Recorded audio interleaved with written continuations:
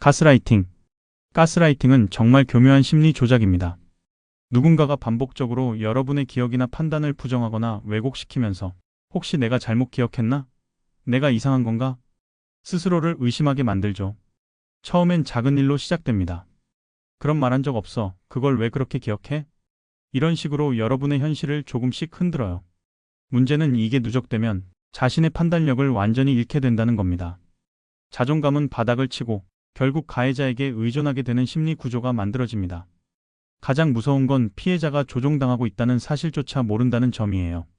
그래서 가스라이팅은 은근하고 오래 지속되며 피해자가 스스로를 탓하게 만들기 때문에 관계 속에서 특히 주의가 필요합니다. 분열. 사람이 너무 극단적이야 라고 느낀 적 있으신가요? 분열은 사물이나 사람을 완전히 좋다 또는 완전히 나쁘다로 나누는 사고방식이에요. 회색 영역은 없습니다. 무조건 흑백이에요. 예를 들어 누군가에게 한번 실망했다고 그 사람을 아예 적으로 인식한다든지 조금 잘해줬다고 완벽한 사람이라고 믿는 거죠. 이런 사고방식은 감정 반응도 극단적으로 만들어요. 기분 좋을 땐 너무 좋고 나쁠 땐 완전히 무너져 버리는 식입니다. 대인 관계에서 갈등이 잦고 신뢰를 쌓는데 어려움을 겪게 되죠. 분열은 특히 가까운 관계에서 반복적으로 나타나기 때문에 자신의 사고방식을 한 번쯤 되돌아볼 필요가 있어요. 투사. 투사는 자신의 감정을 남에게 떠넘기는 심리 방어 기제입니다. 내가 저 사람을 싫어하는 게 아니라 저 사람이 나를 싫어하는 것 같아라고 느끼는 경우죠. 사실은 내 안에 있는 감정인데 그걸 받아들이기 어려우니까 상대방이 그런 감정을 가지고 있다고 착각하는 겁니다. 이런 식의 투사는 인간관계를 왜곡시키고 불필요한 오해와 갈등을 불러옵니다. 특히 갈등 상황에서 상대방의 의도와는 전혀 다른 방향으로 상황이 흘러갈 수 있어요. 자신의 감정을 솔직하게 들여다보는 연습이 필요한 이유가 여기에 있습니다. 의존성. 나는 결정을 잘 못해 누가 이끌어줬으면 좋겠어. 이런 말 한 번쯤 해보셨을 수도 있죠. 의존성은 스스로 판단하기보단 항상 타인의 의견에 의지하려는 심리 상태입니다. 문제는 타인의 말 한마디에 너무 쉽게 흔들린다는 겁니다. 결정이 힘들고 누군가의 인정이 없으면 스스로가 전혀 가치 없는 사람처럼 느껴질 때도 많아요. 이런 심리는 결국 자존감 문제와도 연결되는데요. 타인의 기준에 맞추기 위해 무리하게 노력하거나 자신에게 맞지 않는 선택을 계속하게 됩니다. 자신의 목소리를 듣는 연습이 필요합니다.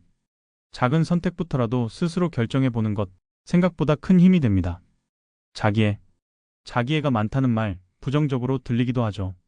하지만 건강한 자기애는 필요합니다. 문제는 그것이 왜곡됐을 때예요. 과도한 자기애를 가진 사람은 자신이 항상 옳다고 믿고 타인을 쉽게 깎아내립니다. 공감 능력은 부족하고 조금만 비판받아도 큰 상처를 받죠. 끊임없이 인정을 받고 싶어 하지만 그 안엔 불안정한 자아가 숨어 있어요. 외부의 인정이 없으면 쉽게 무너지거든요. 이런 사람들과 관계를 맺을 땐 상대의 말에 휘둘리기보단 어느 정도의 거리를 유지하는 게 오히려 관계를 더 건강하게 만들 수 있어요. 피해망상.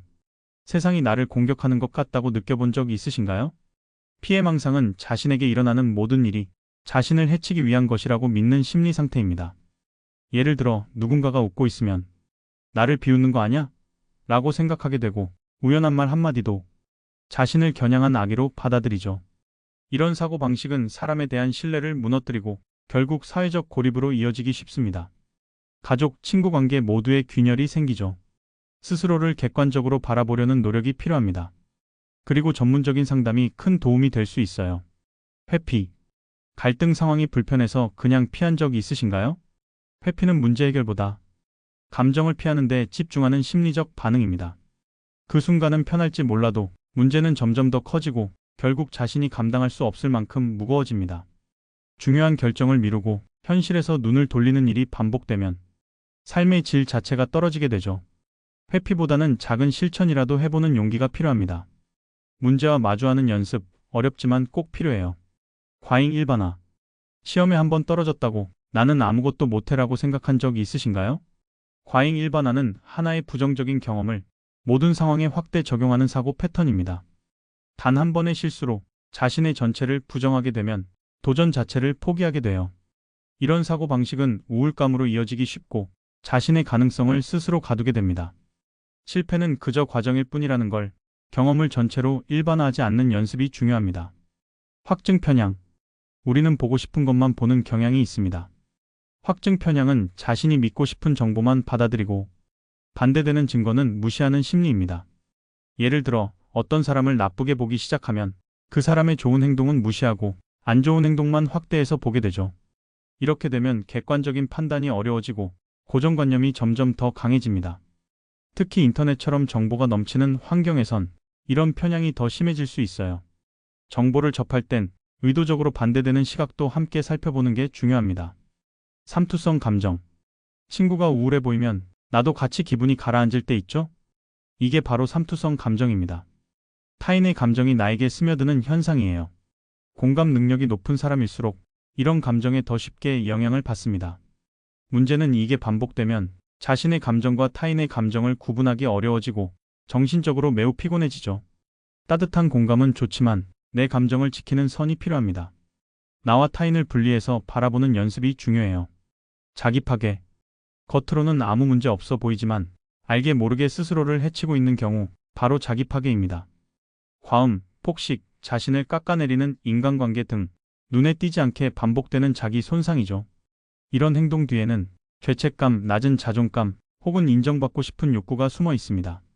자기 파괴적 행동을 멈추기 위해선 그 근본 원인을 들여다봐야 합니다. 그리고 그 과정을 누구에게든 털어놓는 것, 회복의 첫걸음이 될 수 있어요. 통제 강박. 모든 걸 내가 원하는 대로 통제해야 직성이 풀리는 사람, 혹시 주변에 있거나 내가 그렇진 않으신가요? 통제 강박은 예측 불가능한 상황을 견디기 어려워 모든 걸 통제하려는 심리입니다. 일이 계획대로 흘러가지 않으면 심한 불안을 느끼고 주변 사람들에게도 그 기준을 강요하게 되죠. 결국 관계는 피곤해지고 자신도 끊임없이 스트레스를 받게 됩니다. 세상은 통제할 수 없는 일이 훨씬 많다는 걸 받아들이는 게 중요해요. 불확실함을 견디는 힘, 그것이 진짜 강함입니다.